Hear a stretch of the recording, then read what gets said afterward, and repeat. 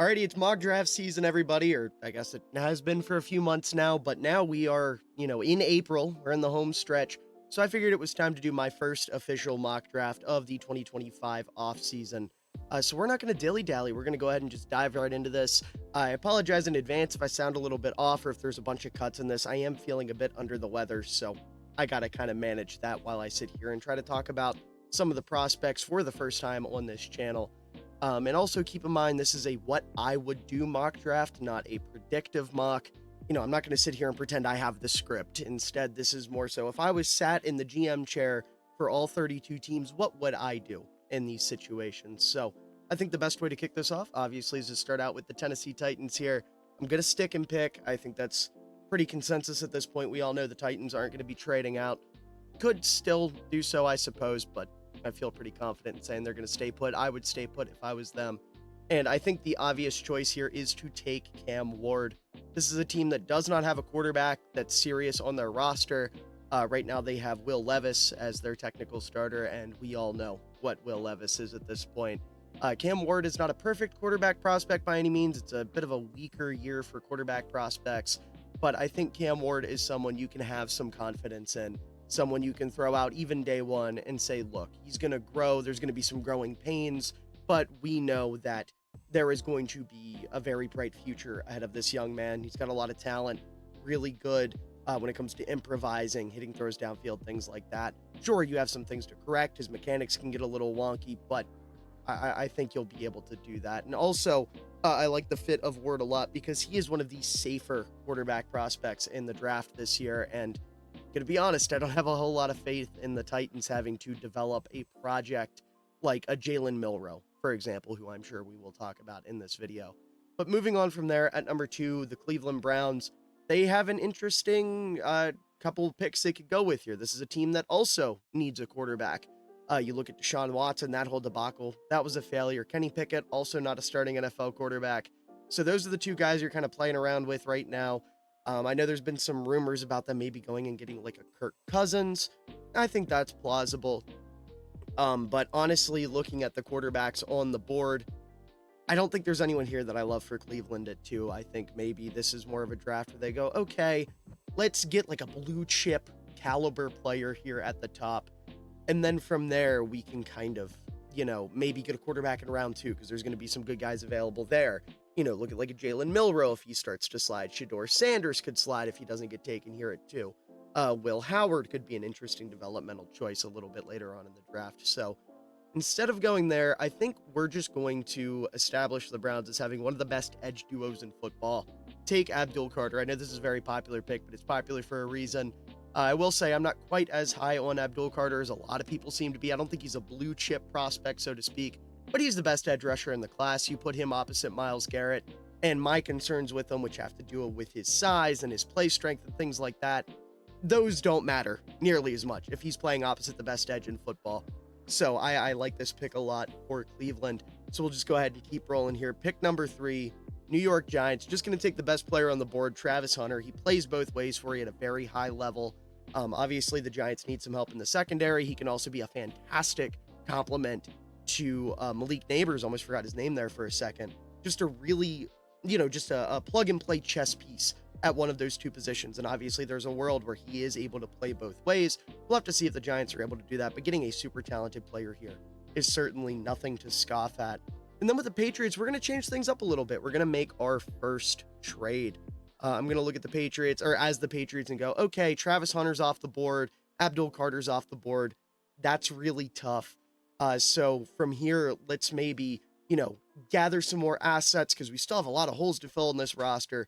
Gather assets and try to land somebody maybe at the bottom of the top 10.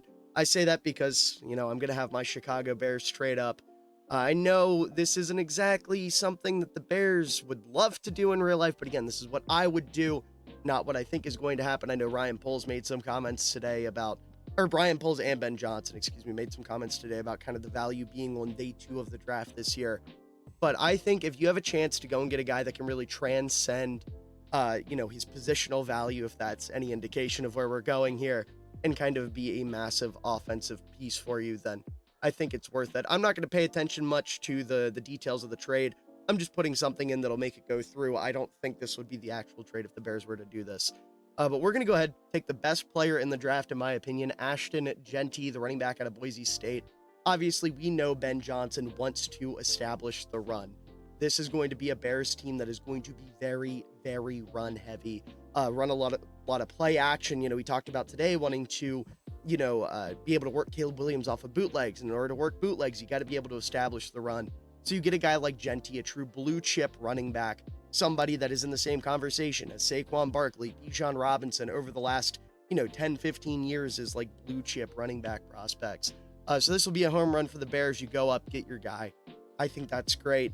As we move here to the Jaguars, we're gonna get a little weird here. The Jaguars are a team that really need to, find an identity, especially offensively. And what's the best way to find an offensive identity? You establish the run. We're gonna take a Marion Hampton out of North Carolina, maybe my favorite running back in this class. Not the best. Genty is definitely the best. But he's my RB2. I think he is an absolutely incredible player in both phases of the game. He's really good at, kind of like varying his stride length, which I find really interesting. Like Joe Mixon, for example, with the Houston Texans. Jaguars fans, you should know him well by now. A player who, runs these short, choppy strides in the backfield. And then once he gets into the open field, he has these long strides that, make him look like he's moving a lot slower than he actually is because of how few steps he takes when he's in that open field. He's got great power. He's very aggressive. He's just an all-around great player. You look at the Jaguars right now, Travis Etienne is nothing to really write home about. So we're going to go ahead and make this pick here. Etienne is also on an expiring deal. Another point to put there. So I think this will be a home run for the Jaguars. We get to the Raiders here at 6. This is a team that is looking up this year. Obviously, there's a lot of competition in their division. But you go out, you trade for Geno Smith. You hire Pete Carroll to be your head coach. There's a lot of potential with this team, but there's one position they're really lacking at, and that's going to be running back. This is a team that, you need to establish the run. That's going to be a big thing for them if you want to win games against the Mahomeses of the world, the Herberts of the world in your own division. You want to dominate time of possession. You want to have the ball more than everybody else. So the best way to do that is to get a good running back and, ride him to the promised land. So we're going to take Cam Skattebo, in my opinion, the third best running back in this class. Obviously was a Heisman candidate. Didn't get a ton of votes because of Genty and Travis Hunter, but was still a very, very good player for Arizona State, very good at catching the ball out of the backfield, just tough, kind of bring back that late old school smash mouth Raider way of football. I think the fans would fall in love with him pretty quickly. As we now move on to the Jets here at 7, you think about their big offseason addition. They added Justin Fields, their new QB1. So you take a look at the way their offense is constructed. You have Garrett Wilson and Justin Fields. That's a great tandem. You have a good offensive line, a really good defense. But this team, it doesn't have a full-on offensive identity because it's weird trying to build an offense around Justin Fields because we still, or at least I still don't, and maybe I'm a little bit biased because I'm a Bears fan, I still don't think he's this great passer. You want to maximize his legs. What's the best way to do that? You run the triple option. You run the wing T, the flex bone, the wishbone, whichever one you want to do. So I think you take a look at the Jets offense right now. You have Breece Hall. He can be one of your wing backs. And you have Braylon Allen, who can be your fullback. You need a third running back. You need somebody that can be that other wing back that can go downfield, make plays for you. So we're going to take Bishal Tuten. I struggle with pronouncing his name, so excuse me. But he's going to be a very dynamic player you can introduce into this offense as that third running back, as that other wing back. So now you have 4 guys who are really good runners with the football. He adds an element of speed that, the other guys on your offense, they have some speed, especially Breece Hall and Justin Fields, but he's just on a different level. Ran that 4.3, whatever it was, 4.38, 4.39. Just a super, super athletic player, someone that is going to make a big, big difference in your offense. Now we move on to the Carolina Panthers at 8, and this is a team where obviously you want to prioritize Bryce Young. How do you protect a young quarterback? How do you take the pressure off of him? You establish the run. So we're going to take a running back here. Still plenty of talent left on the board. Obviously, they just extended Chuba Hubbard, so you don't want to get somebody that's going to kind of conflict with him. You also have Jonathan Brooks, but we don't know what he's going to look like, coming off this big injury. So I'm going to take Travion Henderson. I'm admittedly not as high on Henderson as a lot of people. He's my RB10 in this class. but he's a very dynamic player, and I think he pairs very, very well with Chuba Hubbard. He adds that sort of dynamic playmaker out of the backfield, can catch passes for you, has the speed to kind of beat the defense. Just like I said, adds something that Hubbard really doesn't have for you. So I think this will be a great pickup for the Panthers here. Really help them compete and keep up in the NFC South, a division that is going to be wide open with the Saints, the position they're in, the Falcons. We don't know what they're going to look like with Michael Penix full time. And then you have the Buccaneers, who look good when they're healthy, and they're just not healthy that often, it seems.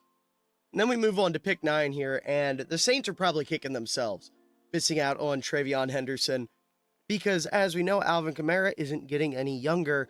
But I think the better route to go here is, again, you want to establish that run game. You want to really make Derek Carr not the focus of your offense. And obviously, Kellen Moore coming over from Philadelphia, there's going to be an emphasis on running the football. So I think they're going to take Travion Henderson's teammate, Quinshon Judkins. Some of the best vision in the draft, really hard runner, reliable, good catcher out of the backfield. I like Quinshon Judkins a lot, one of my favorite backs in this class. I think he will be a great complement to Alvin Kamara early. Can kind of keep Kamara off the field a little bit, preserve whatever juice he has left, and eventually take over as the guy in New Orleans' backfield. As we got the Patriots here who traded down, and they are thanking their lucky stars that Caleb Johnson fell right into their laps. You want to take that pressure off of the young quarterback Drake May, and the Patriots just don't really have like a guy at running back, right? They have Ramondre Stevenson, who's a nice complimentary piece. They have Antonio Gibson, who is another nice complimentary piece. You add Caleb Johnson, I think he can be like a true number 1 head of committee type guy. Really good power, really good vision. The acceleration isn't exactly all there, but I feel like he's somebody that you can have a lot of confidence in as like a big play threat and someone that can really grind between the tackles for you. So I like that pick a lot. We get to the 49ers here at 11. Obviously, this is a team that has a lot of holes. They had a really rough offseason. Lost Travarius Ward to the Colts. Lost Dre Greenlaw. The offensive line is still in shambles. They traded Deebo Samuel away. There's a lot of things going on with this team, but there's one thing they can still rely on, and that's the run game. You've got the best fullback in football with Kyle Juszczyk. You've got Christian McCaffrey, who, when healthy, is probably the second best back in the league. But you need like a true complement to him. They just traded away Jordan Mason, so I'm going to give them DJ Giddens out of Kansas State. Kind of a true like jack of all trades, master of none, consistent, reliable running back. One of my guys in this class reminds me a lot of Chuba Hubbard, who we mentioned with the Carolina Panthers. He can be more of your like early down kind of workhorse back. Keep McCaffrey fresh, keep him for the passing plays, for third down, for, when you want an explosive, and make Giddens kind of just that down to down grinder. So I think that would be a great pick for the 49ers. And then we get to the Dallas Cowboys.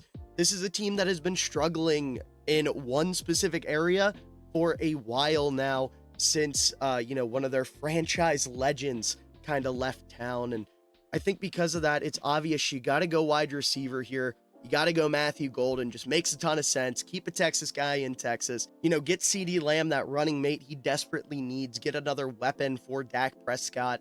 I think that would be a home run pick for the Cowboys. And then we get to the Dolphins, and if you've watched my videos about Alec Ingold, I have my gripes with the way the Dolphins kind of do things. And one of my big gripes with them is they abandon the run way too quickly. I mean, you've got a head coach who was an offensive coordinator and was a run game specialist for the 49ers. He was like a run game guru for the 49ers, Mike McDaniel. And this is a guy who just doesn't commit to that run all that much. So I think you look at what they have. They have these fun, explosive, speedy backs, but they don't have like a true down-to-down consistent player. So we're going to go with another one of my guys, David Martinez. Keep him in Miami. Very fun player. Reminds me a lot of David Montgomery. So you all of a sudden have Martinez and A-Chain as like this, Montgomery Gibbs type tandem that can really elevate your run game. And then the two of them have a really good benefit that Montgomery and Gibbs don't, and that's Alec Ingold blocking for him. So all of a sudden this run game in Miami is going to strike fear into the hearts of their opponents. As we get to the Colts here at 14, they were making moves on defense in the offseason, really buffed up that secondary by adding Charvarius Ward, by adding Cam Bynum. You have a really good defensive line, a solid linebacker core. So I think the defense is something we can avoid for now. Obviously, maybe add some guys later on in the draft. There's a lot of depth on day 2. So I think the best place to look here is the offense. And things aren't looking pretty in the quarterback room. You've got a competition between Anthony Richardson, who I still have faith in, but I need to see something at some point, right? And we just haven't. And then Daniel Jones as the other quarterback. So how do you make up for a bad quarterback? With a strong run game, of course. And obviously you have Jonathan Taylor. You want to get him a running mate. Let's go with Dylan Sampson out of Tennessee. An exciting, explosive back who can do some third down work for you. Just get himself involved in any way he can. Someone that's very, very fun and very, very electric.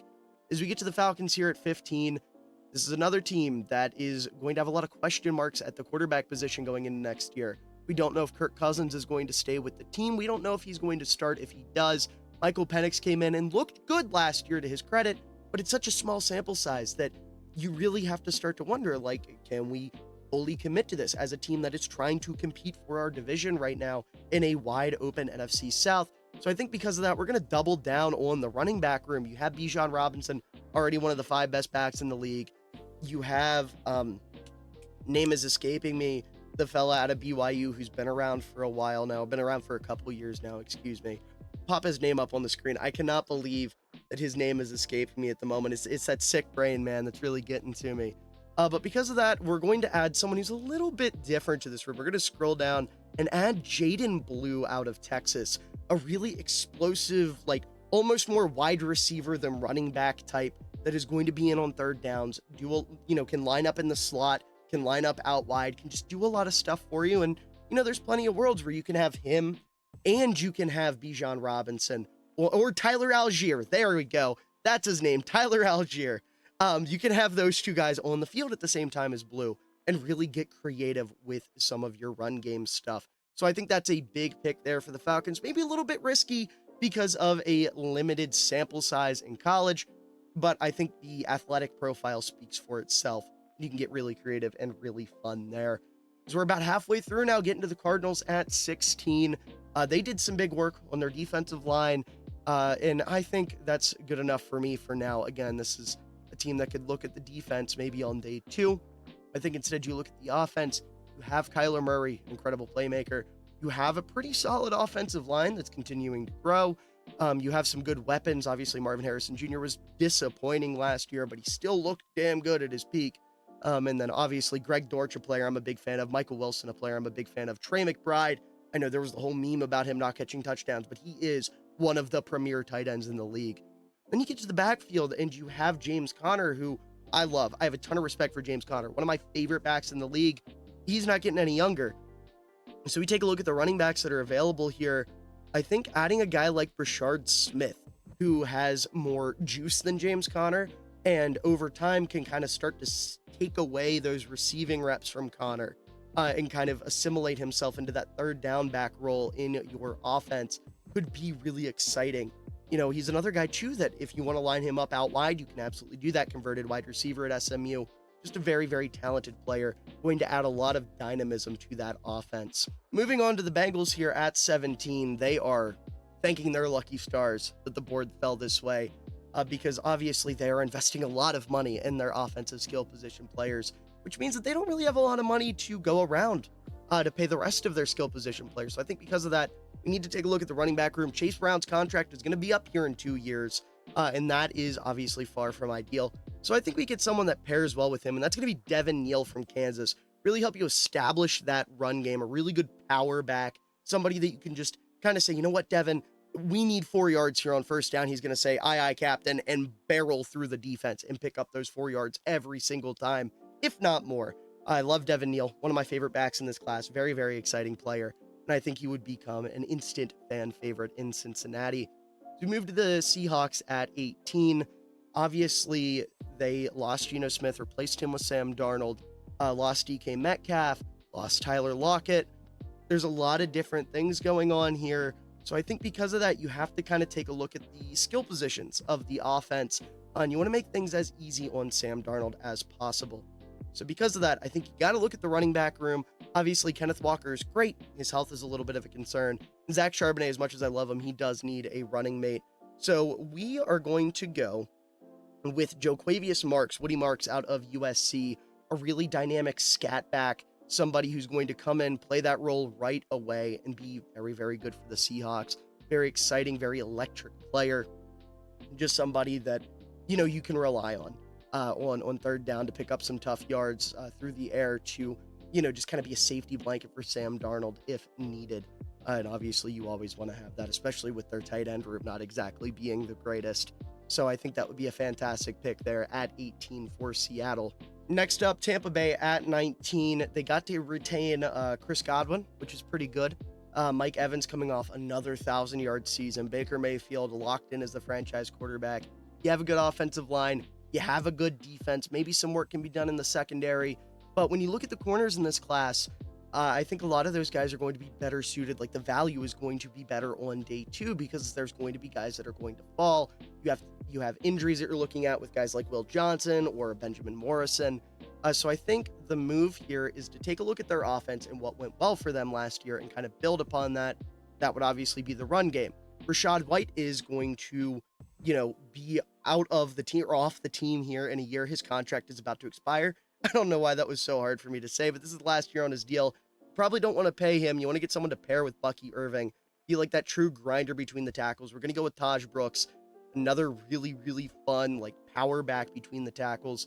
Can kind of be, someone that you just rely on a lot, like Devin Neal, as, just a guy to pick up some tough yards for you in tough situations. Bucky Irving is going to be more your big play threat. I think that's a great duo, and obviously he'll get a little bit of time to kind of assimilate with Bucky Irving and also have Rachaad White with him there in that rookie year. So I think that is very, very exciting.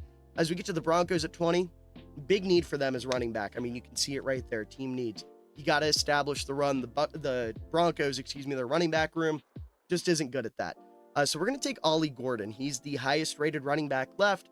I like Gordon well enough. Obviously, he was very, very disappointing last year relative to expectations. He's still a good back. He's got power. He's got explosiveness. He's got a little bit of upside in the receiving game.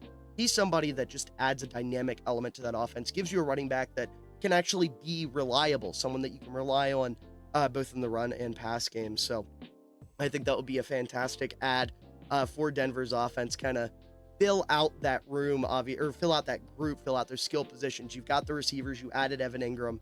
Bo Nix just needs a back he can rely on. He'll get to run behind Michael Burton, who got re-upped. I think this will be just smiles all around for the Denver Broncos if they got to land a guy like Ollie Gordon here. Now we take a look at the Steelers here at 21, and obviously you're going to run into some problems here with what they want to do because we don't know what's going on at quarterback. Aaron Rodgers could be the quarterback of the Steelers. He might not. He wants his attention, as we all know, so he's drawn out that process as long as possible. But if he is the quarterback, you've got some great weapons around him. But what you're missing is that true, number one running back, someone that can come in, get those tough yards, help you establish the run. Obviously, Jalen Warren is great, but that's not his game. You lost Najee Harris. You need a replacement. So I think looking at that, we're going to go with Kal-El Mullings out of Michigan. Excuse me if I'm mispronouncing his name. But, someone who is just a good power back. You're probably kicking yourself that Ollie Gordon went the pick before you, but he came into, took over as the number one back over Donovan Edwards this year for Michigan. Really impressed me. Maybe not a true number one, maybe not a home run hitter, but definitely a good compliment to Jalen Warren to really establish the run. We get to 22 with the Chargers. This is a team that, really has that old school smash mouth mentality.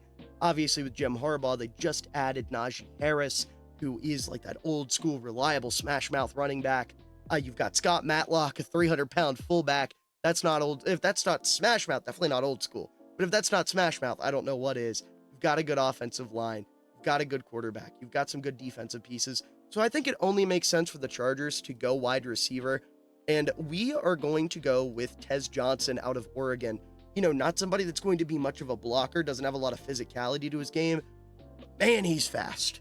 And you can never have enough speed at the NFL level. I know a lot of people are kind of turned off by that small frame and his lack of effort as a blocker. but I think the Chargers can make it work.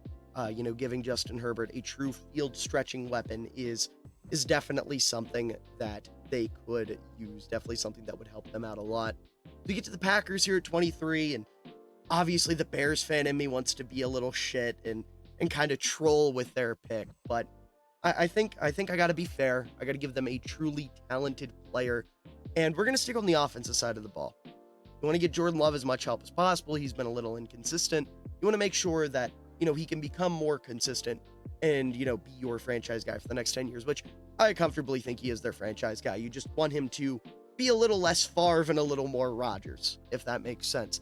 And I think the best way to do that is to double down on what made them dominant last year, and that's the run game. However, I think we're going to go a little bit out of the box here, and we're going to go wide receiver, and we're going to take a look at some of the guys that are a little bit further down the board, add something that maybe they don't have. And I think Nick Nash, who's just a gritty, tough wide receiver, a little bit on the older side, but he's smart, great football IQ, maybe never going to be that number one receiver, but can very much be a good number two, number three guy. Really give you the ability to, he's just a guy that's going to get open. He's just somebody that Jordan Love can rely on. Think, not a perfect comp, but kind of a little bit of Jordy Nelson in his game for the Packers. So I think he's somebody that, again, will become a fan favorite pretty quickly. As we get here into the final stretch, last 8 picks, Minnesota Vikings. This is a team that just lost Sam Darnold, and I think that is notable. It's not like they have any other quarterbacks on the roster. So we're going to go ahead and take Jackson Dart. I think there's a role where he can be a true franchise quarterback. I think there's a lot of excitement in his game. Those Twitter highlights are really something else here. Obviously you got to go beyond those, but those are really what put me onto him. And then you watch the tape and you go, wow, this guy has all the makings of a franchise guy. So I think that would be a big pickup for the Vikings, really get their franchise quarterback here. You got Jaron Hall, and I don't know who else is on their roster quarterback, to be totally frank. Case Keenum's still kicking around. I think Jackson Dart clears them pretty comfortably.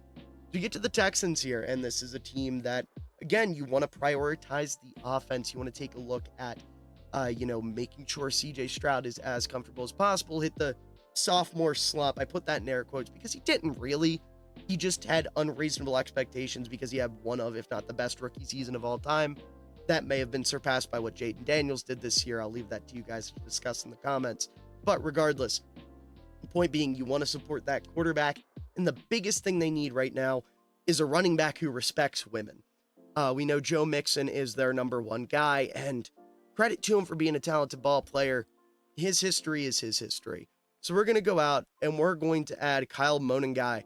Again, if I mispronounce that, I apologize. Reminds me a lot of Bucky Irving coming out of Rutgers, just a do-it-all type player. One of my favorite backs in this class. Just really exciting. Somebody that I think the Texans would be, clapping their hands, stomping their feet, jumping up and doing dances if they were able to land at 25. Just a true offense-changing player, both in the run and pass game. You can get him involved as a little bit of a gadget guy. So you get to the Rams here at 26, and this is a team that, you want to maximize the window of Matthew Stafford. He doesn't have a whole lot longer left in the league, most likely getting up there in age. But you go out, you get Devontae Adams, get him another great weapon. Unfortunately, lose Cooper Kupp. But I think because of that, you got to get a guy that's going to kind of replace Kupp. And I'm going to go with Jack Besh, somebody coming out of TCU that just has that old school, gritty, sneaky athleticism type of play. Somebody that can come in, play in the slot, play outside. One of my 5 favorite receivers in this class. Just a real lunch pail type guy, first guy in, last guy out. Type of guy that, to put it bluntly, you'd want to see date your daughter. Just one of those really fun, underrated players in this draft. Just makes a ton of sense as a Cooper Kupp replacement. So you get to 27 here with the Ravens. And I mean, we know what this team's identity is. They run the damn football. Lamar Jackson also is one of the best passers in the league, but he's the best dual threat quarterback of all time, right? Incredible scrambler. You have King Henry. You have Patrick Ricard. You have Justice Hill out of the backfield.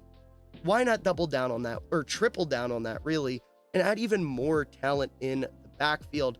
So you take a look at some of the guys that are available, and I'm just going to go with, this is tough. There's a couple guys here that I have pretty similar grades on, but I'm going to go with Raheem Sanders. I think he's probably my favorite out of the guys that are left. A real tough player, real grind between the tackles type of guy. If Derrick Henry needs a break, needs a breather, you can rely on him to just run behind Patrick Ricard, pick you up tough yards, excuse me. Just somebody that I think would fit in with Baltimore's kind of like black and blue running the ball identity. So a great pick there. You get to the Lions at 28. And, this is a team that doesn't really have a whole lot of weaknesses. It's unfortunate I can't draft him an offensive coordinator or a defensive coordinator for that matter. But I think because of that, we're going to take a look at the offensive side of the ball, and they like to run the ball. Let's give them a running back. I'm going to go with Trevor Etienne. Not a running back I'm super high on, but, he's got the explosives. He's exciting. He's somebody that, you can rely on as a third running back, which is what he would be for Detroit. Really just keep the ball out of Jared Goff's hands as much as possible, pound that rock, establish the run, dominate time of possession, and let your defense, kind of maul the other team the little bit of time that they're actually going to have the ball. As I'm getting a notification that someone liked my TikTok. Not now. Okay, not now. We're recording a mock draft. As we get to the Commanders at 29, and this is a really, really interesting team to draft for because they made it a lot further than a lot of people thought last year. So there are some legitimate weaknesses on this team. I think if you look at that, one of the bigger weaknesses on this team is the running back spot. I mean, I was going to say all due respect to Austin Eckler. No, I hate Austin Eckler. He is one of the least ethical running backs to ever play in terms of the way they play. The glorified slot receiver lining up in the backfield, mumbo jumbo. He might be the third best ball carrier on their team, right? Or fourth best behind Jaden Daniels and Deebo Samuel and Brian Robinson, their other running back, who also isn't exactly anything impressive. So I think I'm just going to go with the old man here, RJ Harvey out of UCF, another reliable player, someone you can just throw out there. He's going to get you yards. That's what the Commanders need to establish the run, pound the rock, take the stress off of your young quarterback, and it'll make it a lot easier to win games. So you get to Buffalo here at 30. This is a team that always feels just short, just a little bit short of where they need to be. And I think because of that, you got to add a true dynamic player, someone who's really going to light it up. And I think who better than Donovan Edwards out of Michigan? I already said he kind of got his chain snatched last year, but hey, he's a Michigan running back, played for Jim Harbaugh. He's got that right mentality. He's just looking for an opportunity to shine. James Cook, he's on the last year of his deal. They're kind of going back and forth on whether or not they're going to be able to extend him. So I think you put him in the room with Ray Davis and my boy Ty Johnson, and all of a sudden you got a lot of cooks in the kitchen, and you're going to get some pretty exciting things going on with the run game. Chiefs here at 31. I think the run game is something they also need to prioritize. We're going to go a little bit different with it. I just got to find him here. Maybe we not have him listed on here. They do not have Brock Lampy, the fullback out of Northern Illinois. All right, well, if that's the case, then, we're still going to prioritize that fullback spot. We're going to go with Robbie Oots out of Alabama. I know what you're probably thinking. The Chiefs, they have Carson Steele. That guy's not a fullback. He's a tailback cosplaying as a fullback. He doesn't block. He doesn't do all that kind of stuff. I'll still claim him and make videos about him for Fullback Friday. I like that he's a ball carrying player that is listed at fullback, but they need that blocker back there. And I think Robbie Oots adds that kind of, blocking prowess on top of being able to line up at tight end, maybe even line up as a jumbo slot. You can do a lot of things with them. And then the Eagles here at 32. This is going to be a bit of a predictable pick, but the Eagles, they love their trenches. I feel like it makes a lot of sense to go with a guy like Alfred Collins out of Texas, just a true space eater, someone that can, make a difference on the defensive line. They just lost Milton Williams. They want to reload in the trenches. He's a big boy, good player, really good run defender. So yeah, you take a look at the full results here. I think this is a mock draft that, all these teams would be very, very happy with. Got a little creative, only one trade, but I feel like that one trade does make sense, at least in my mind. You'll have to let me know what you all think down in the comments below, whether or not this mock draft is one that you'd be happy with. Are you a Colts fan? Tell me if you'd love Dylan Sampson on your team. If you're a Vikings fan, would you be praising the gods above for giving you Jackson Dart as your franchise quarterback? Whatever you may think about this, please let me know. My voice is starting to give out, so we're going to go ahead and cut this video off. I hope you all enjoyed. If you did, obviously leave that comment. Make sure to leave a like. Helps the channel out a ton, shows your support, shows you care, and I really do appreciate it. Also, make sure to stick around for draft content all through April and then post-draft content after the draft. But with all that being said, I hope you all have a wonderful day, evening, night, afternoon, whatever time of day it is for you. I hope you all enjoy it because you're all wonderful people and you deserve it. Had a chance on the throwback. This was an ill-advised throw. What an unbelievable catch by Cole Kmet. And he cups it too. No movement when he hits the ground, tucked up against his shoulder. Wow. Using that